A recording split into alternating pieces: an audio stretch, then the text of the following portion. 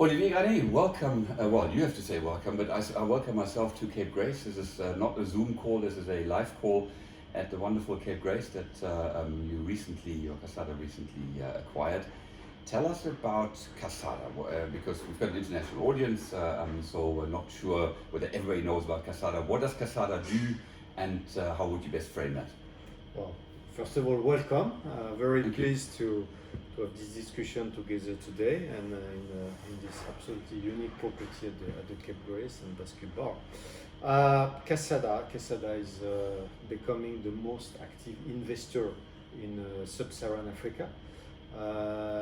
We have the backing of the Accor, the French hotel group, and also Qatar Investment Authorities. So we have raised $500 million capital commitment. And during this period, which has been a lot of challenge during our industry, we are quite proud to become a solution provider in the market and to work with a number of investors and local owners on how we can find solutions, how we can help to recover from the crisis and to enter in a new life cycle for the property. So our first asset was in our first acquisition in Jan 2021, and in less than 2 years we have executed 10 transactions, and we have entered in 8 countries, and we'll have by the end of the year a portfolio of 20 hotels. Mm-hmm. So there is a very strong need in the market, which is very fragmented, where there is a lot of complexity. There is a number of challenges to access to finance in good condition, and that's where we try to help and to bridge the gap with our expertise, our team, and the size that we have. Right. Now we said Accor, Qatar, Africa. Any particular focus on certain countries, on hubs? Is there something where you say we want to be there, we have to be there, or is it opportunistic where you say whatever comes up and might make sense we look at? No, we want first to offer for all the travelers in this part of the world some modern, attractive offer at the right price. Meaning that we are looking at prime location in key cities in sub-Saharan Africa. So we are in Dakar, in Abidjan, Cameroon as well, and Cape Town today, Lagos, Nairobi, Kigali. We are in Windhoek as well. So the large cities in the continent. And what is interesting is that now that we have a good coverage on sub-Saharan Africa, we will also consider the next move to look at North Africa, which will be also quite exciting. Okay. Now, in terms of size, in terms of standing, is there a blueprint where you say it has to be a 4-star, 5-star, it has to have a certain number of rooms? Or again, there is it where you say as long as it makes sense, we're going in for it. We are an investor. We look for efficiency. We look for transaction with a certain size. So probably 80% of our transactions are in the range of, let's say, 20 to $800 million. That's usually what we do, which means that most of the properties are 150, 200 rooms minimum. Mm-hmm. We cover all market segments from economy to luxury. And we have also a strong interest. We believe a lot in lifestyle, which is something also that we'll more and more consider. So that leads me, you opened up that wonderful question now with lifestyle. So it's also the Ennismore stable that you would be looking at, the brands under the Ennismore banner. You would look at that, at those two for Africa. Yes, it's amazing to see what has been done by the Ennismore team and how they answer to the market needs and the quality and type of product that they have. So that's something where we are strongly convinced that in Africa, that's the market where there is a strong correlation with lifestyle, which is not only because of young population, but which is also driven by the art, by the culture, by the way people live here, and the fact that today already you have a number of customers in Dubai, in London, in Paris, who in fact are customers coming from Africa, and we believe important that also on the continent, in the key cities where people live, that they can find such experience. Yeah, I think it makes absolutely sense because I think for too long, and no offense meant to some of the brands that you're working with, but for too long we've looked at for Africa only the big box and the standard kind of places, and I think it's great that you are looking at that. With innovation or whatever one wants to call it, you recently received an award for I think 3 of your properties in Francophone Africa for sustainability. Is that something which, maybe a tricky question, but let me rephrase it. What does it mean to you, and what does it mean to KASADA, and has it become or will it become a criteria that you say only if certain standards are met will we invest? Yeah, maybe two parts to answer your question, because linked to our previous discussion, we really consider that Africa is not only the place where you try to replicate what you have seen in other parts of the world and you come later and then you arrive in the market.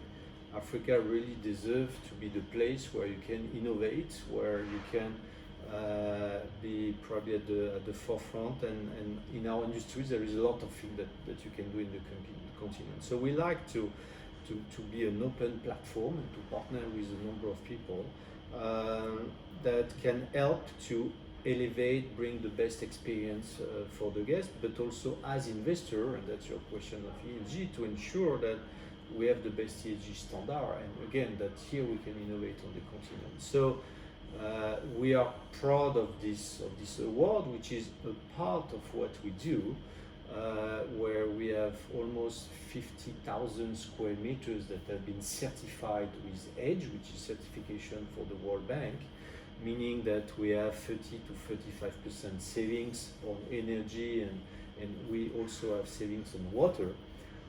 So it's a great move, but again, it's one step of what we need to achieve, which often for the guest and for the financial community is not always so easy to assess, because we're talking about age.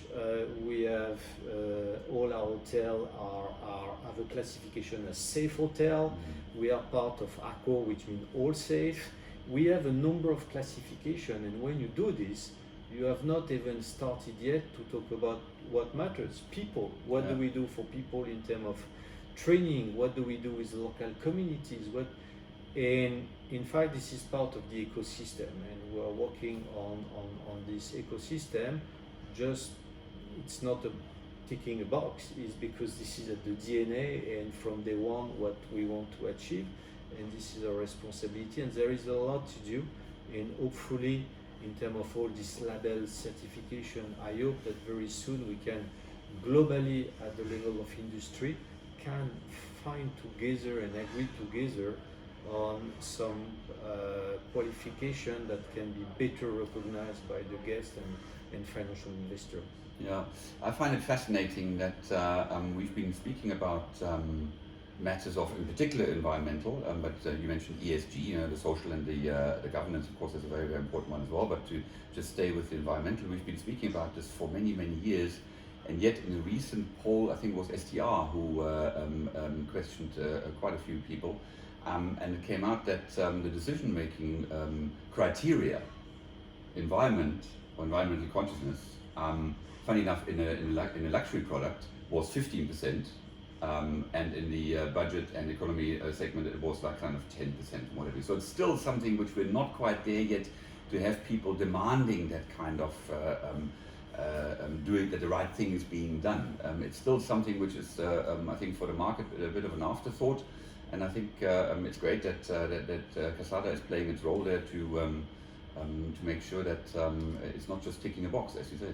Yeah, but you always have, because you have all these survey and these numbers, what does it really mean? Because then you reach a level where a number of people will answer, yes, it's important. And then you ask the question, are you ready to pay for it? Exactly. Are you ready to pay for it? And then that's usually create a difference. But at the end, there is a real change in the behavior. We work together,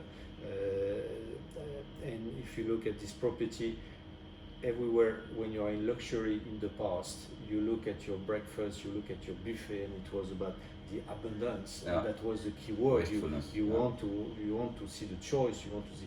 Now the food waste management is becoming a key priority for us as investor, because we want to make sure that we do it properly. But for the guests, you have a number of guests questioning the team and saying that, how do you want me to feel comfortable if I realize that I contribute to a significant part of waste of food, which is difficult to accept, and in this environment you say that's not the right thing to do. So this is really becoming a change of behavior. So there's also like I'm sorry to get in there, but it's also a bit of an educational aspect that hotels can play with its guests. Absolutely, absolutely. You have the education, but that's part of the guest, and you also need to take a more global perspective, saying that it's interesting all the discussion that we have today around the recovery and how fast the market and all the people that were saying it will take 3 years, 4 years, 5 years, never be the same. Well, in fact, the recovery of our market is very fast, with a number of difference depending on the countries.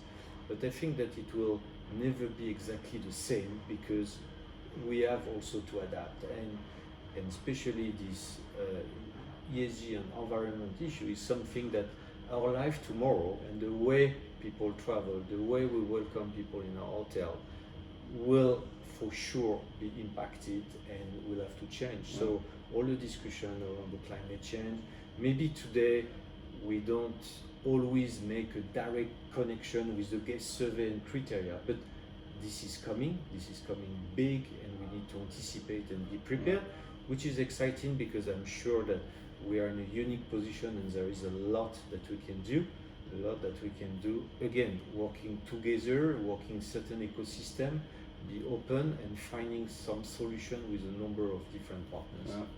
Yeah, as you said, I think hotels have got a great role to, and they have to do something, but also have got a great role to play, to show that and to talk about it and to educate people. Now, in wrapping up, this beautiful property we're sitting at is now, how many years old is it? I was here when it was a building site, so it's probably about 25, something like that. What is it? You're absolutely right, but most of the people look at it as an iconic property, and a number of people expect that this was 100 years old building, which in fact is, it was December 1996 or Jan 1997, so almost 25 years. So you acquired it this year. You're looking at a rebrand. In our pre-discussion, I tried to get out from you which brand it will be. You wouldn't say it off camera. You're not very likely to say it on camera. But what can you share with us? There will be a refurbishment program. There will be certain things. So take us in 1-2 minutes through. First of all, this is a unique and absolutely amazing property. It has been ranking on the top 50 properties in the world. That's one of the best in Africa. So it's unique, and everything we do, we have a lot of respect for the legacy and what has been done, and a lot of excitement on how we can move to the next step. And this is also at a different level, but representing what we do, meaning that how from the crisis we can enter in a new life cycle, reposition the property, add some new facilities, ensure that we have a good understanding of the guest requirement, and we are modern in the way we can answer this market needs, but at the same time ready to play our game, to put the necessary resources, the capex, and to have the right level of expertise in our team. So that's quite exciting, and in fact this is after the season that we will work on the renovation, and will be pleased in 1 year time to have again an interview together and to see the change in the property. Let's do that. Let's do that. Olivier Granet, thank you so much. Thank you. See you soon. Thank you.